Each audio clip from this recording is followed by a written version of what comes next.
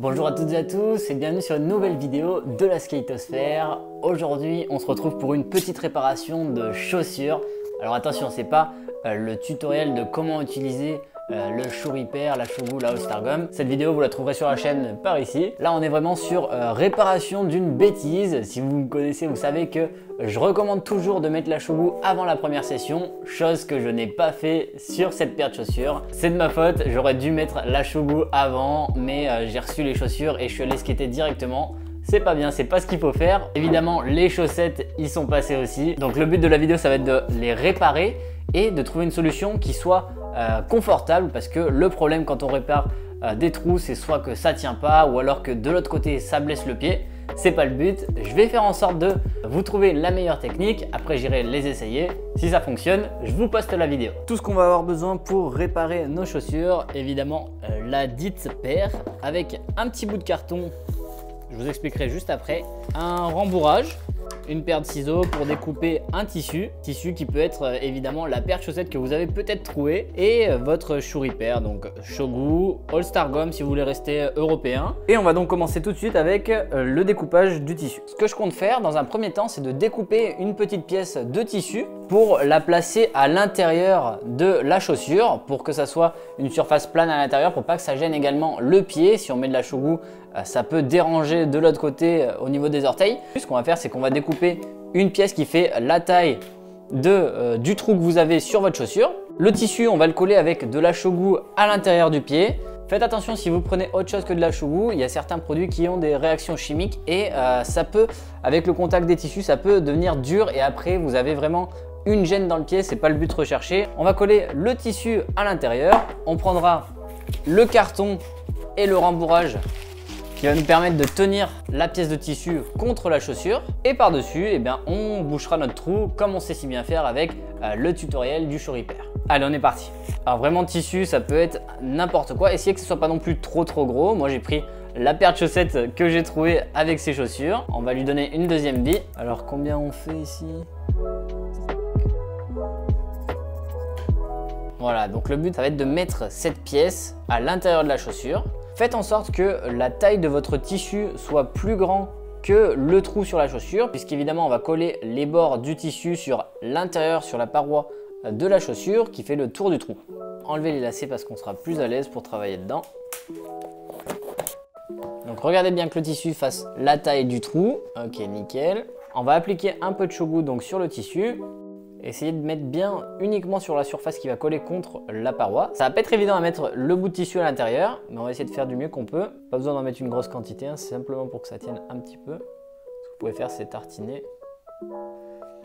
Si vous en avez trop, n'hésitez pas à en mettre sur le dessus, pas forcément là où il y a le trou, mais pour le moment, pour pas que ça vous dérange.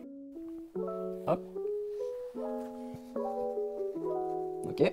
Donc le plus important, c'est vraiment que le tissu prenne bien au niveau de la colle autour du trou. Là, ce que je vais faire, c'est que je vais mettre ce petit bout de carton à l'intérieur pour appliquer une pression.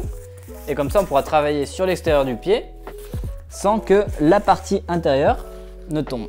On applique le carton et on va mettre un rembourrage pour qu'il y ait une pression contre la toile.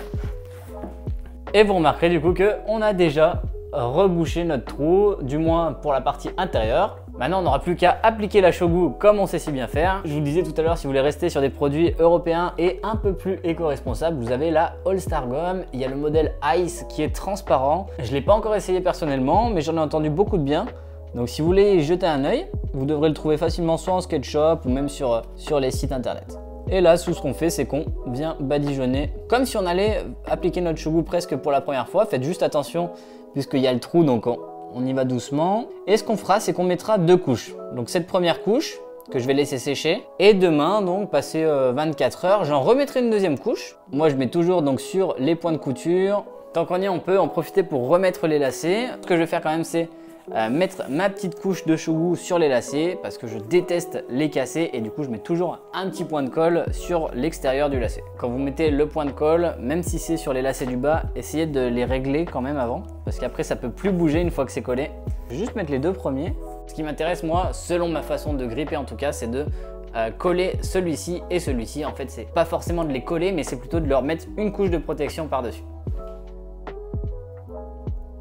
Encore une fois, on n'est pas sur le tutoriel de la chougou, c'est pour ça que je fais ça un petit peu rapidement. Et ici, on a donc notre première couche sur la partie de la toile extérieure.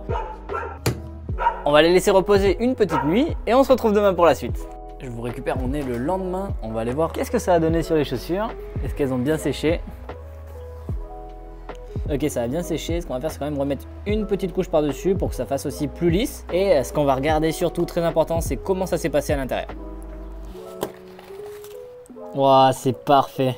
C'est vraiment parfaitement lisse. Et c'est super important pour pas vous blesser le pied à l'intérieur de la chaussure. Ok, on voit un petit peu, du coup c'est bien la pièce de tissu couleur bleue ici que j'ai mis. Et le but c'est vraiment que ça soit le plus lisse possible pour pas que ça vous dérange les pieds. Sur l'extérieur, bien important, on va remettre une deuxième couche puisque c'est pas non plus très solide. Et là, comme on a déjà le trou qui est bouché de l'intérieur, on peut se permettre de mettre une plus grosse dose.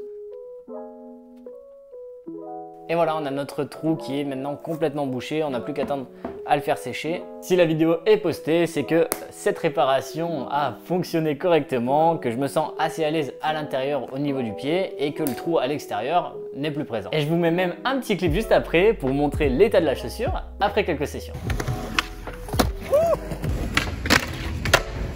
Du coup, c'est déjà la troisième session, je pense, que je fais avec les shoes et c'est nickel. Faites bien attention, surtout qu'à l'intérieur, ça vous blesse pas. Si vous avez réussi à faire quelque chose de lisse, et ben vous venez de sauver vos chaussures. Et petit à petit, si le trou commence à s'ouvrir, on en remet un peu.